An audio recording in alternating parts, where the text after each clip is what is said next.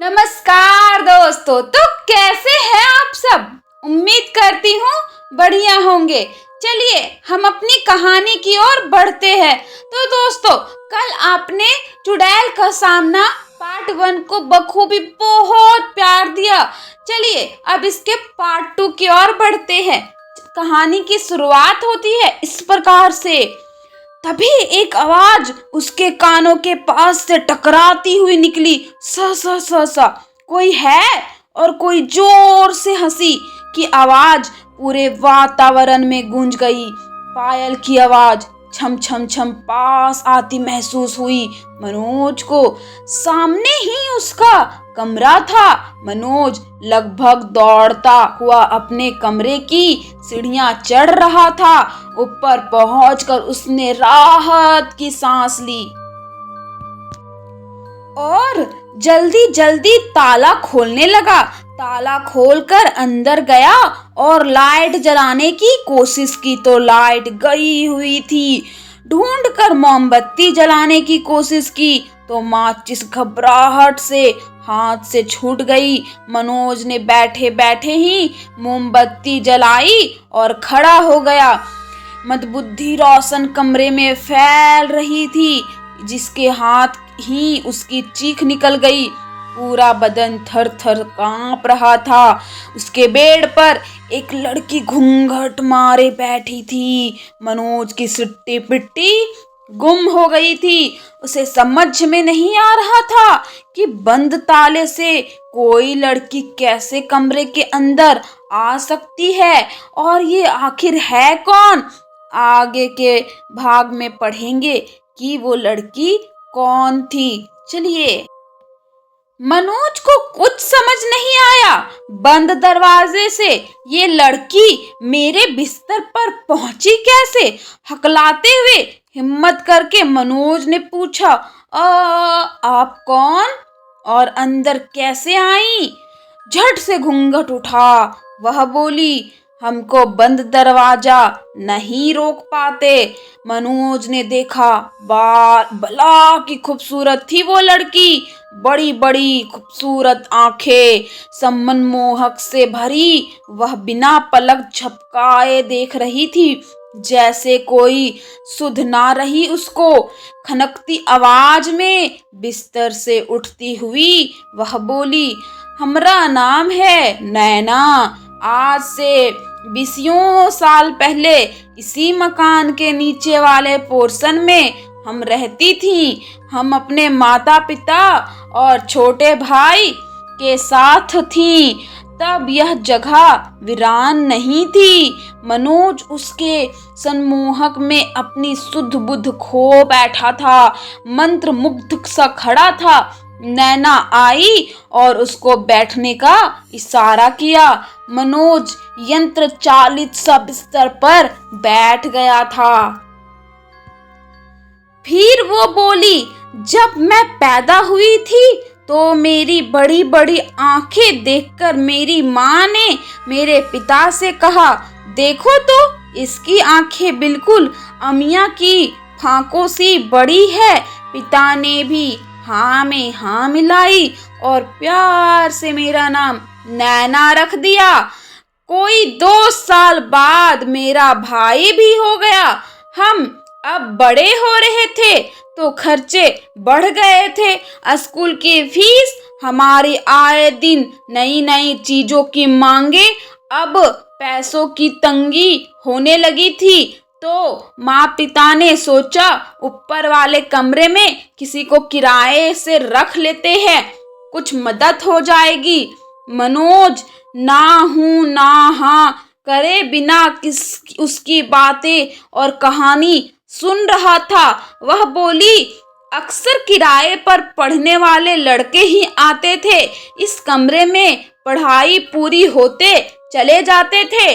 नैना बोली, अब मैंने भी जवानी में कदम रख दिया था। मैं उस वक्त 16 साल की नादान लड़की थी।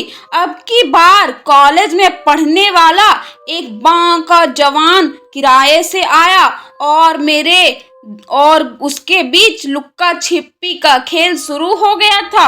यह कहो की परिपक्व प्रेम कहानी शुरू हो गई थी। मैं कोई ना कोई बहाने से छत पर आ जाती, कभी कपड़े सुखाने, कभी अपने बाल सुखाने, जिसमें राजेश उलझ कर रह जाता। हाँ, यही नाम था उसका, उस बांके जवान का।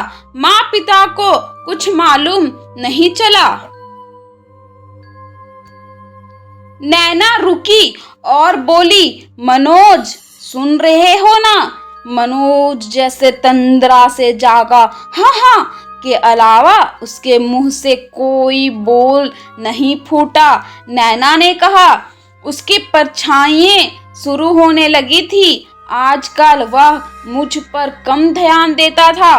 पढ़ाई के आगे मेरी सुंदरता भी फैल हो गई थी और मेरा गुस्सा बढ़ता जा रहा था।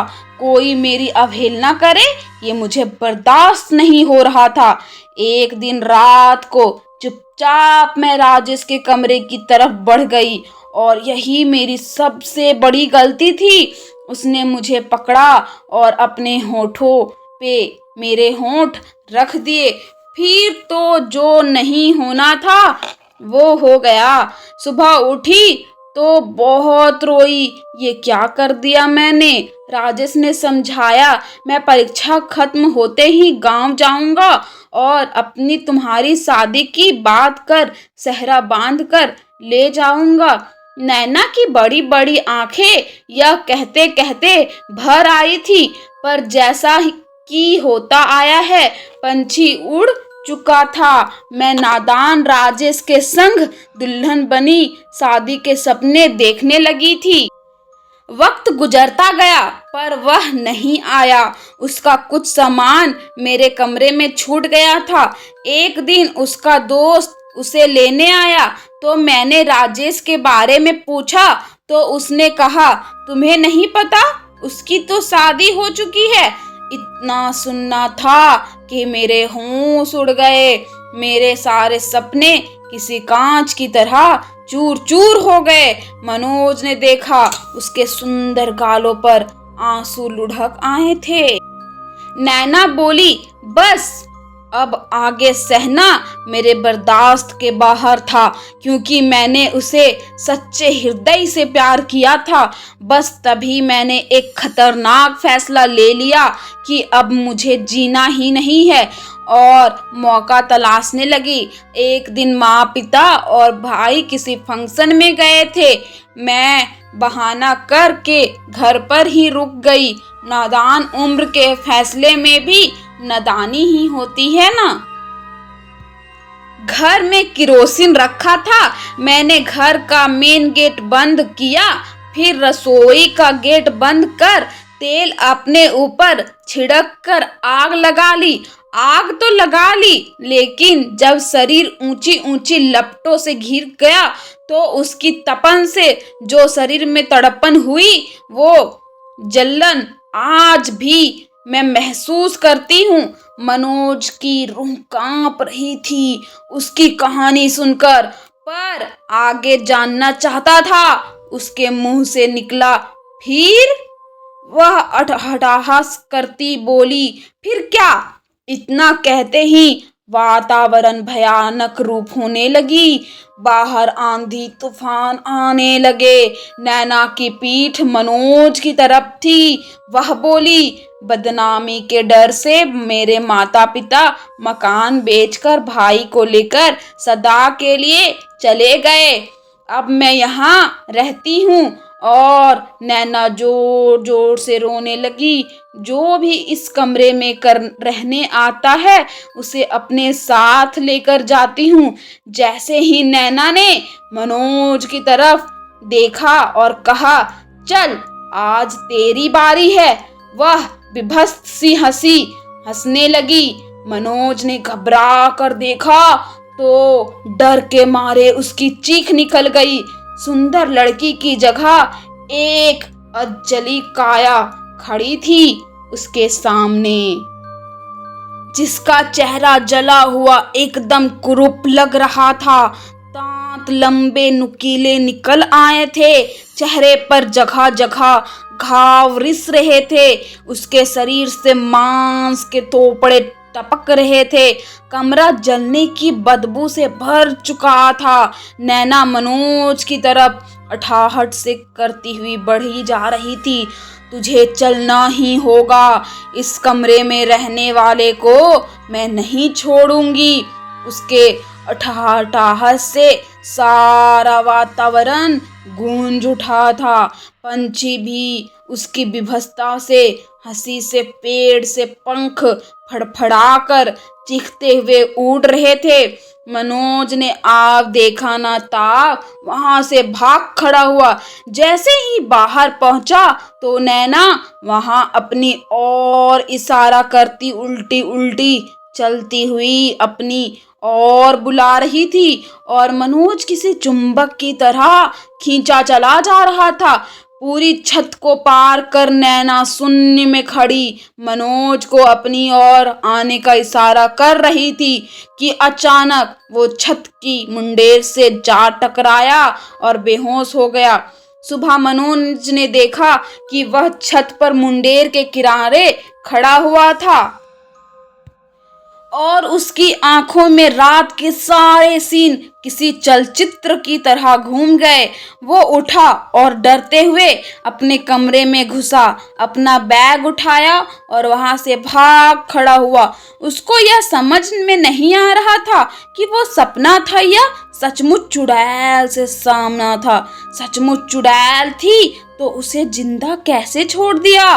बहरहाल मनोज ने अपने दोस्तों के जाकर शरण ली और वहां से भाग गया। तो दोस्तों, आपको ये कहानी कैसी लगी कमेंट करके हमें जरूर बताएं।